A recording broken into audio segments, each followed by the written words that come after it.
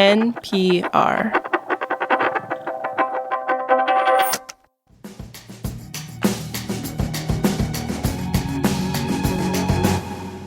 As loyal indicator listeners almost certainly saw this weekend, Federal Reserve Chair Jerome Powell posted arguably the most viral front-to-camera video ever in central bank history.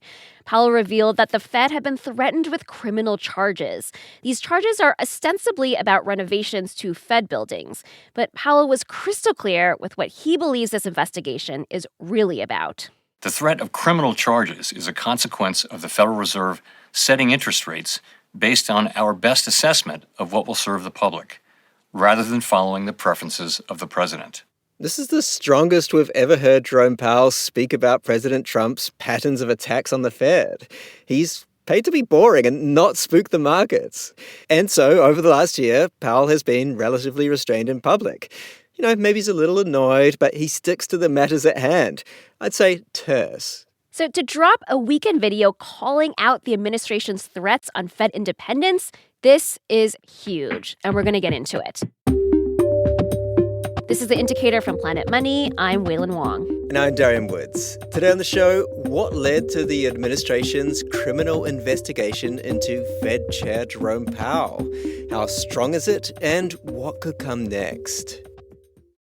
Support for this podcast and the following message come from Indeed. Spend more time interviewing candidates who check all your boxes with Indeed-sponsored jobs. Claim your $75 sponsored job credit now at Indeed.com/indicator. Terms and conditions apply. This message comes from Capital One Commercial Bank. Your business requires commercial banking solutions that prioritize your long-term success. With Capital One, get a full suite of financial products and services tailored to meet your needs today and goals for tomorrow. Learn more at CapitalOne.com/commercial. Member FDIC. It's always worth reminding everybody that the Fed has two goals: full employment and keeping inflation at 2%. And the main way the Fed does this is through interest rates. Yeah, and high interest rates sting. This is the crux of President Trump's grievance with the Fed and Jerome Powell. Trump wants lower interest rates because he believes the economy would get a boost from cheaper borrowing. The Fed has lowered interest rates a little, but that might not continue. As we found out this morning, inflation is 2.7%. That's above the Fed's goal of 2%. Trump has repeatedly criticized Powell for being too late on rate cuts. The president claimed on NBC News on Sunday night that he didn't know about the subpoenas that the Fed received, but that Powell, quote, is not very good at the Fed and he's not very good at building buildings. By the way, this is not a metaphor. We are talking about literal buildings. Yeah, Powell implies that the subpoena is focused on some renovations. So let's go over some history. In 2017, the Fed board approved the renovations of two Fed buildings. These are along the National Mall, and the project was always going to be an expensive proposition for a few reasons. These buildings haven't had comprehensive renovations since they were first built in the 1930s. They have asbestos and lead, old plumbing, heating, and ventilation systems. And of course, you've got historical consideration. So it's a huge job to modernize them. Costs have risen since. In 2021, the cost was estimated at $1.9 billion. Now, the costs are estimated at around $2.5 billion, a 32% increase. The Fed attributed these to general inflation, more asbestos being discovered, and design changes after consulting with others. Regardless, these cost increases, plus some of the language used to describe the renovations, caught the eye of some Republican lawmakers.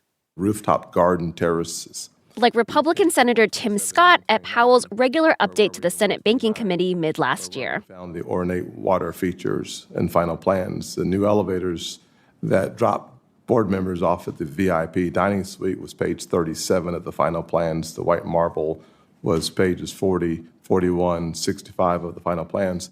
Powell hit back. Can I just quickly say, some of those are just flatly misleading. The idea of elevators, it's the same elevator. It's been there since the building was built. So that's a mischaracterization. And some of those are no longer in the plans. They've, that's Several weeks later, earlier. Trump seemed to cool down on the whole debacle after visiting the construction site with Jerome Powell. Ah, yes, I remember that interaction well. They had a little hard hat photo op, and then it got kind of derailed with this back and forth over the price tag. So the 2.7 is now 3.1. I'm not aware of that. Yeah, it just came out. Yeah, I haven't heard that from anybody at the Fed. Straight out of the office. Oof, yeah. So as Powell implies, like with the elevators, the details are not as scandalous when you dig into them. That so-called rooftop garden terrace is actually at ground level. It's just a garden on top of an underground parking lot. The new water features have been removed from the plan, and the marble is restoring the original marble.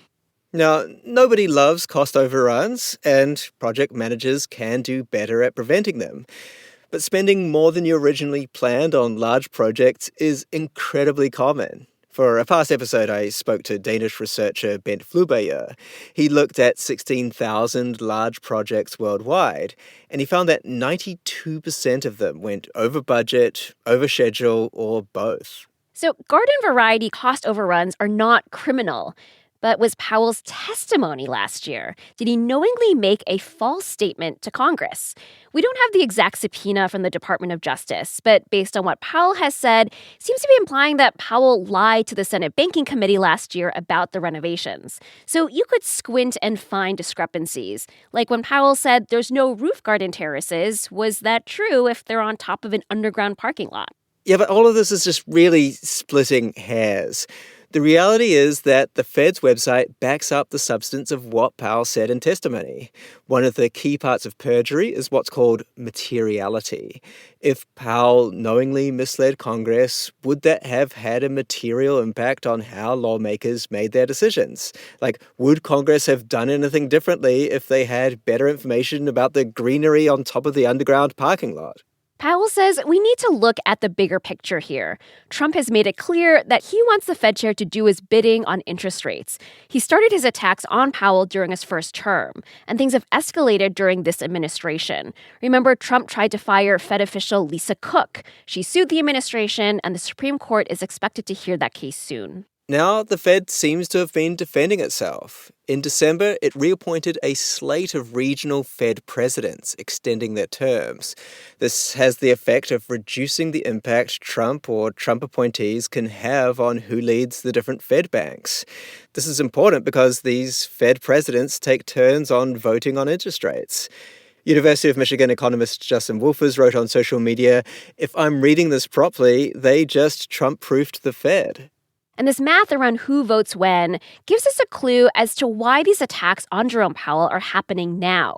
Like, Powell is very close to ending his term as Fed chair in May. But the thing is, he can go back to his old voting role as a regular Fed governor, sticking around, voting how he likes until 2028. That's not something Trump would be happy about. Yeah, and if I were the new Fed chair coming in, this would certainly make me a little bit nervous about defying the president. We've talked a lot on the show about how important central bank independence is. It's a pretty clear correlation internationally that the more politicians meddle, the higher inflation goes. This could explain why various Republican lawmakers have opposed the subpoenas targeting Powell. Some, like Senators Tillis and Murkowski, have even issued statements criticizing the move. So far, the market reaction has been fairly muted.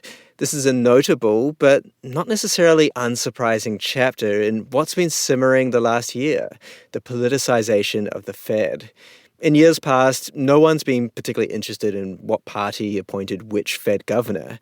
Now, the Trump administration seems to be doing everything it can to make a body filled with loyalists, including what appears to be fairly weak legal action against the board's chair. This episode was produced by Corey Bridges with engineering by Kwesi Lee. It was fact-checked by Sierra Juarez. Kate Kincannon edits the show, and The Indicator is a production of NPR.